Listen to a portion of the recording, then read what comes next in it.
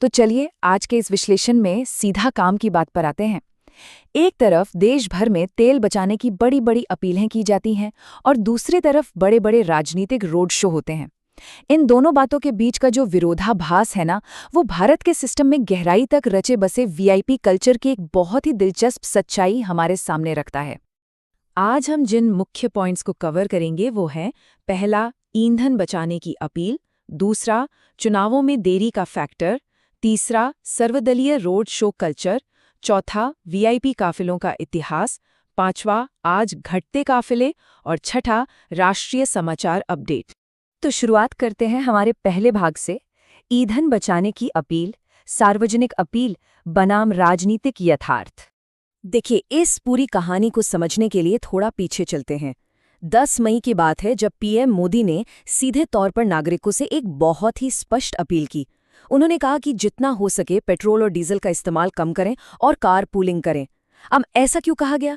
क्योंकि global supply chain में आई दिक्कतों की वजह से भारत के विदेशी मुद्रा भंडार पर बहुत भारी दबाव पड़ रहा था। मैसेज एकदम क्लियर और सख्त था। लेकिन अब जरा इस कॉन्ट्रास्ट पर गौर कीजिए। जिस दिन ये अपील की गई, जी हाँ, ठीक उसी 10 मई को और उसके तुरंत अगले ही दिन गुजरात में भारी भरकम गाड़ियों और बेतहाशा भीड़ वाले बड़े बड़े राजनीतिक रोड शो आयोजित किए गए। मतलब एक तरफ तो ईंधन बचाने की अपील हो रही थी और ठीक उसी वक्त दूसरी तरफ जबरदस्त शक्ति प्रदर्शन भी जारी था। है ना सोचने वाली बात? चलिए आगे बढ़ते हैं भाग 2 पर, चुनावों में देरी का फैक्टर। आखिर इस अपील में इतनी देर क्यों हुई? अब जरा इस टाइमलाइन को समझिए। 1 मार्च से स्ट्रेट ऑफ हॉर्मुज़ बंद पड़ा था, जिसकी वजह से भारत की करीब आधी तेल सप्लाई बाधित हो गई थी। कीमतें देखिए, 50 से $65 से उछलकर सीधे $120 प्रति बैरल तक पहुंच गईं, लगभग 2 गुनी। तो दिमाग में ये सवाल आना बिल्कुल लाजमी है कि भाई, जब संकट मार्च अप्रैल में ही इतना गहरा गया था, तो देश से अपील करने के लिए मई तक का इंतजार क्यों किया गया? और ये कोई छोटा मोटा नुकसान नहीं था, 1000 करोड़ रुपए। जरा सोचिए, ये वो घाटा है जो तेल कंपनियां मार्च से हर एक दिन उठा रही थीं। हर रोज 1000 करोड़ का नुकसान। इसका सीधा असर अर्थव्यवस्था पर पड़ रहा था। फिर भी पब्लिक से तेल बचाने की ये इतनी बड़ी अपील 4 मई तक टाल दी गई। और 4 मई को क्या था? 5 राज्यों के विधानसभा चुनावों के नतीजे। ये टाइमलाइन निश्चित रूप से कई गंभीर सवाल खड़े कर देती है। अब आते हैं भाग 3 पर, सर्वदलीय रोड शो कल्चर, जहां पक्ष और विपक्ष दोनों शामिल हैं। अगर आप सोच रहे हैं कि ये सिर्फ किसी एक पार्टी की बात है, तो ऐसा बिल्कुल नहीं है। इस डेटा पर नजर डालिए। देश में तेल का संकट चल रहा था, लेकिन रोड शो पूरे जोरों पर थे। सत्ताधारी पार्टी ने अकेले बंगाल में 56 रोड शो कर डाले। वहीं विपक्ष के बड़े चेहरों ने चेन्नई और केरल में भी जबरदस्त रोड शो किए। मतलब जब बात चुनाव प्रचार और ताकत दिखाने की आती है, तो रोड शो का ये कल्चर हर राजनीतिक दल में गहराई तक बसा हुआ है। और बात सिर्फ जमीन पर दौड़ने वाली गाड़ियों की नहीं है।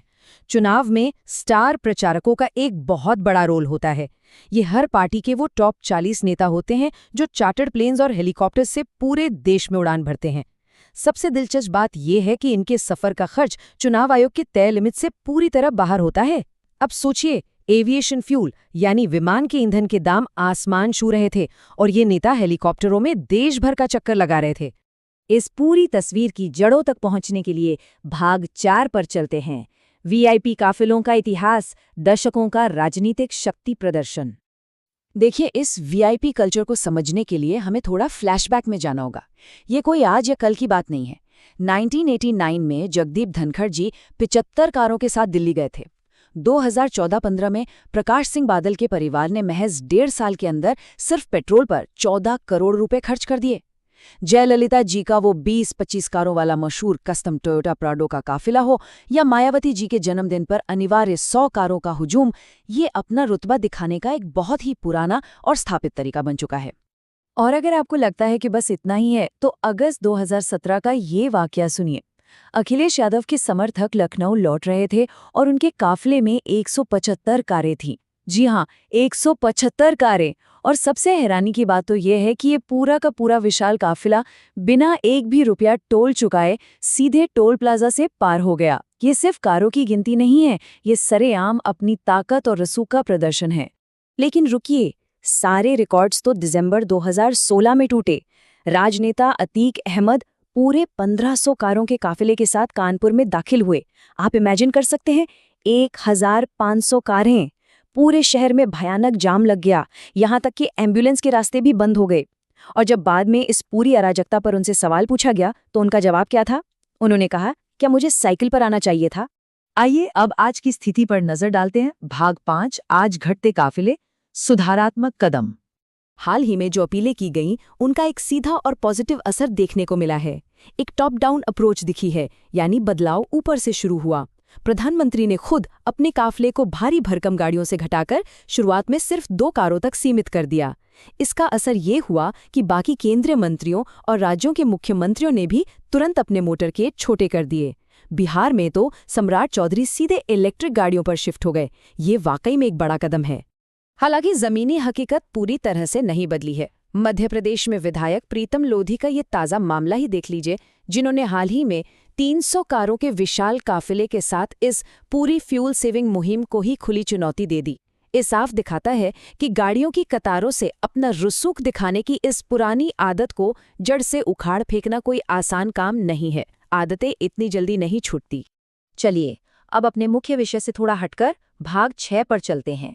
राष्ट्रीय समाचार अपडेट, हालिया सुर्खियां। पहला अपडेट एक बहुत ही दुखद खबर है। मुलायम सिंह यादव जी के बेटे प्रतीक यादव का महज 38 साल की उम्र में लखनऊ में निधन हो गया है। फेफड़ों में खून का थक्का जमने से उन्हें कार्डियक अरेस्ट हुआ। इतनी बड़ी राजनीतिक फैमिली से होने के बावजूद वो राजनीति से बिल्कुल दूर एक सफल बिजनेसमैन थे। उनकी पत्नी अपर्णा यादव बीजेपी की नेता हैं। इस बेवक्त निधन से पूरे राजनीतिक जगत में शोक की लहर है। और हमारी आखिरी अपडेट तमिलनाडु से है। वहां के नए मुख्यमंत्री जोसेफ विजय ने फ्लोर टेस्ट बड़ी आसानी से पास कर लिया है।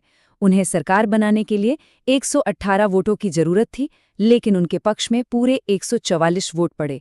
डीएमके ने वॉकआउट जरूर किया, लेकिन फिर भी बहुमत पूरी तरह उनके साथ रहा। दक्षिण भारत की राजनीति में ये एक बड़ा और बेहद दिलचस्प डेवलपमेंट है। तो आज की इस पूरी चर्चा को समेटते हुए हमारे सामने एक बहुत बड़ा सवाल खड़ा होता है। अगर सिस्टम को बदलना है तो लीडर्स को खुद आगे आकर उदाहरण पेश करना होगा। हमने अभी जो नेताओं के काफिलों में कमी देखी है, क्या वो वाकई कोई परमानेंट बदलाव है? क्या हमारे राजनेता इस वीआईपी रोड शो और काफिला कल्चर को हमेशा के लिए पीछे छोड़ पाएंगे, या फिर ये सब सिर्फ तेल की कीमतें कम होने तक का एक अस्थायी ब्रेक है? आपको क्या लगता है? सोचिएगा जरूर।